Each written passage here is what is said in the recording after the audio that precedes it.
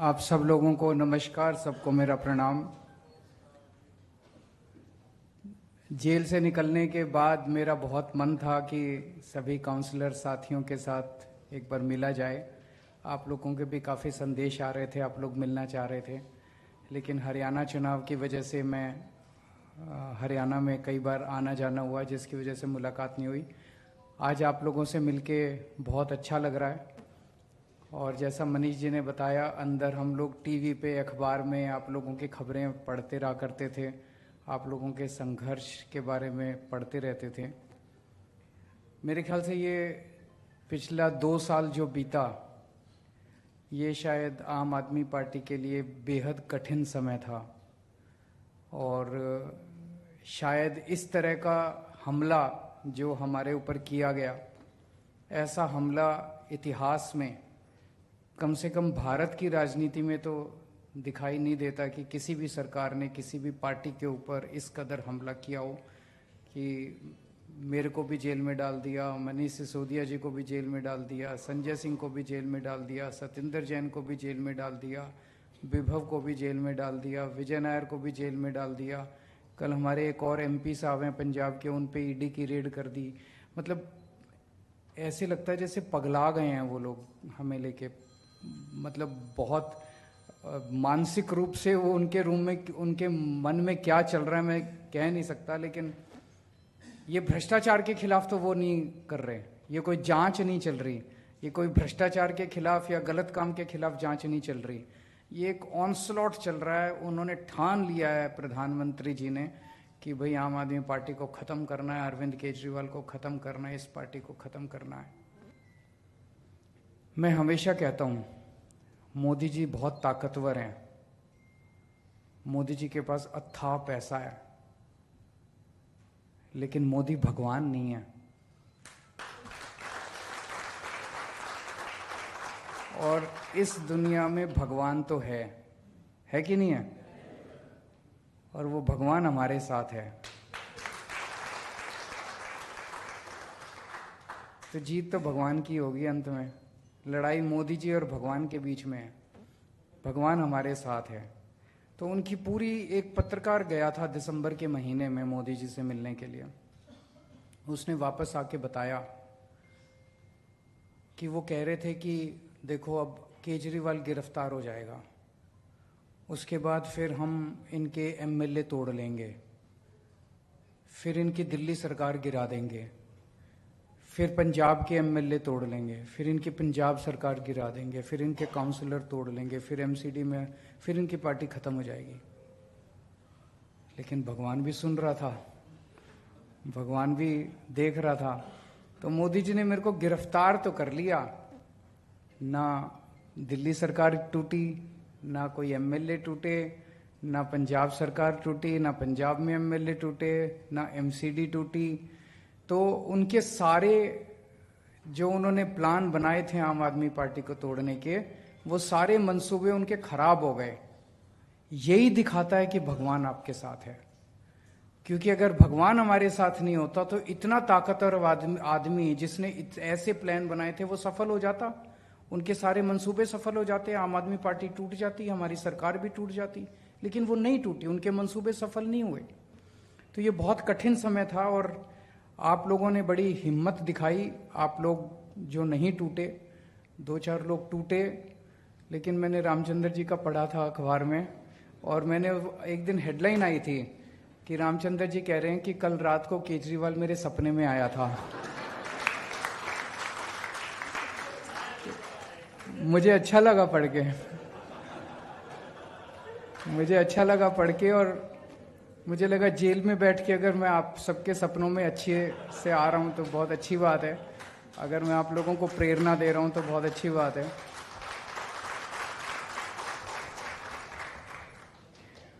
अभी गोपाल जी ने बड़ी अच्छी बात कही। मैंने वहां गीता बहुत पढ़ी, कई बार पढ़ी गीता, आप लोग भी पढ़ना, और बहुत प्रेरणा मिलती है और बहुत कुछ शांति मिलती है। जब आप बड़ी कठिन परिस्थिति में होते हैं तो उसमें समाधान मिलता है और आदमी को बड़ी शांति मिलती है। कठिन से कठिन समस्या को डील करने का एक तरीका, उपाय मिलता है। तो अभी गोपाल जी ने जो कहा वो बड़ी अच्छी बात कही कि सब दुखी हैं। जिसको टिकट मिल गई वो भी दुखी है, जिसको टिकट नहीं मिली वो भी दुखी है। टिकट मिलने के बाद चुनाव लड़ा, जो जीत गया वो फिर भी दुखी है, और जो हार गया वो फिर भी दुखी है। अब जो जीत गया वो सोच रहा है मेरे को एमएलए की टिकट मिल जाए। ऐसा नहीं कि जो एमएलए हैं वो सुखी हैं,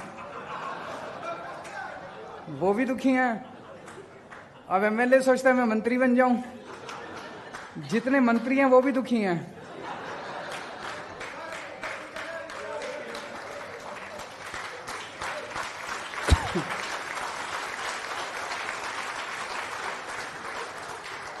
और जितने मुख्यमंत्री हैं वो भी दुखी हैं,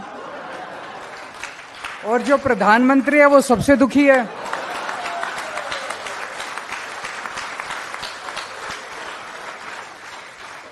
प्रधानमंत्री को समझ नहीं आ रहा है केजरीवाल को काबू कैसे करें, जबकि केजरीवाल एक छोटा सा आदमी है।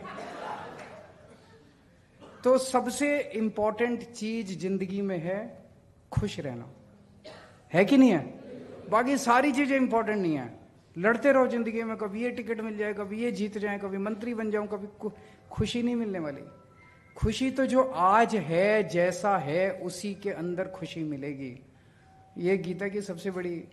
तो जिसके पास कुछ आपसे कम है उसको, उसकी तरफ देखो और उससे आपको ये पता चलेगा भी मेरे को तो भगवान ने ज्यादा दिया। जैसे कभी कभी जेल में होते थे तो जेल में लगता था यार पता नहीं कब निकलेंगे, फिर मेरे को मनीष सिसोदिया ध्यान आता था कि इसको तो 1.5 साल हो गए, और मेरा तो फिर भी परिवार ठीक ठाक है। इनकी पत्नी इतनी बीमार थी, बहुत ज्यादा बीमार है इनकी पत्नी, उसके बावजूद ये शख्स टूटा नहीं। और उसके बावजूद मेरे को पता है इनके पास कई बार उन लोगों ने अप्रोच किया कि केजरीवाल का साथ छोड़ दो, हमारी पार्टी में आ जाओ और आपको जेल से छोड़, टूटे नहीं है। तो इससे प्रेरणा मिलती थी। तो जिस व्यक्ति का संघर्ष आपसे ज्यादा है या जिस व्यक्ति को भगवान ने आपसे कम दिया है वो आपको प्रेरणा देता है, यार इससे तो ज्यादा ही मिला है मेरे को, खुश रहूं मैं। और जिस व्यक्ति के पास आपसे ज्यादा है, भगवान ने उसे ज्यादा दिया, उसकी तरफ देखो वो भी दुखी है।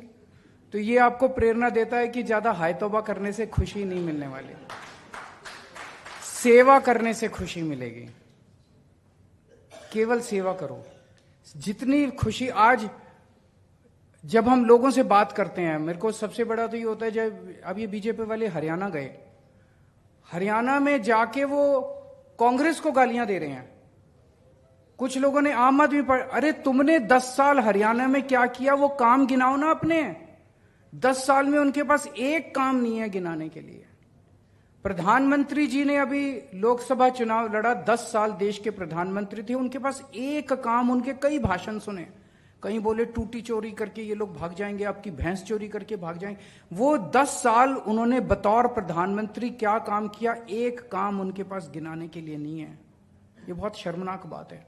और आपकी पार्टी, पूरे देश में कहीं चले जाओ, कोने कोने में चले जाओ, आम आदमी पार्टी की बात करो, बोले हाँ इन्होंने स्कूल अच्छे कर दिए दिल्ली में, है कि नहीं है?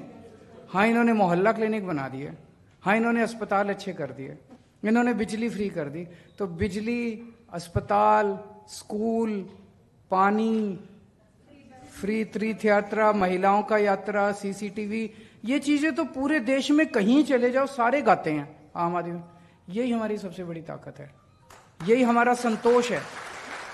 हमारा संतोष ये नहीं है कि मैं मुख्यमंत्री बन गया, आपका संतोष ये नहीं है कि आप काउंसलर बन गए। हमारा संतोष ये है कि जो काम आज हमने किए 75 साल में कोई नहीं कर पाया, कल जब मरेंगे तो सुकून होगा।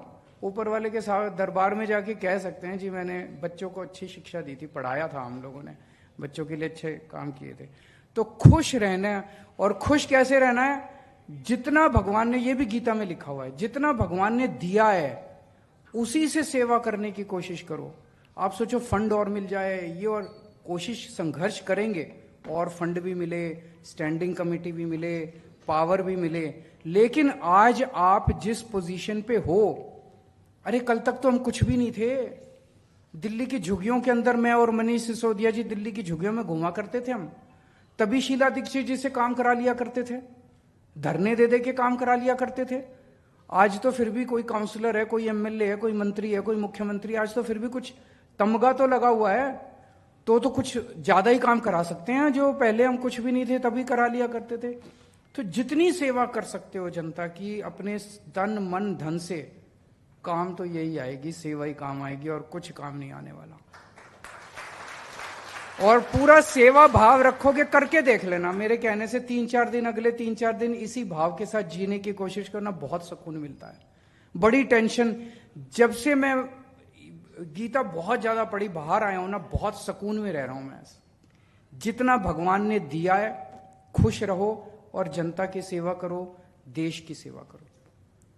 अब चुनाव आने वाले हैं। पहली चीज तो किसी भी चुनाव को हल्के में नहीं लेना चाहिए।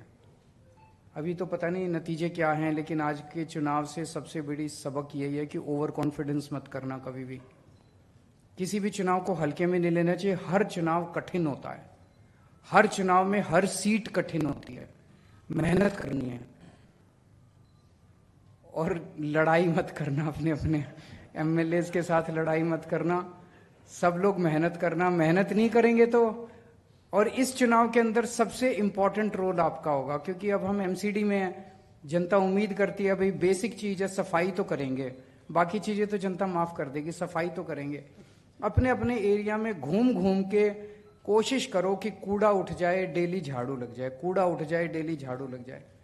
उतना काम अगर आप करा देंगे, मुझे उम्मीद है कि हम लोग चुनाव जीत जाएंगे। अपने अपने इलाके में इतना कर देना, मेरे कहने से लड़ना मत। लड़ाई झगड़ा अप्रैल में कर लेंगे, अपना ही परिवार है, परिवार में लड़ाई झगड़ा तो होता ही है, उसमें कोई गलत बात नहीं है लड़ने झगड़ने में। लेकिन अब लड़ाई झगड़ा हम अब मार्च अप्रैल में करेंगे। अभी चुनाव जीतना एकमात्र हमारा लक्ष्य होना चाहिए। फरवरी के महीने में चुनाव है, हम सबको मिलके उसके लिए काम करना है। बहुत बहुत शुक्रिया।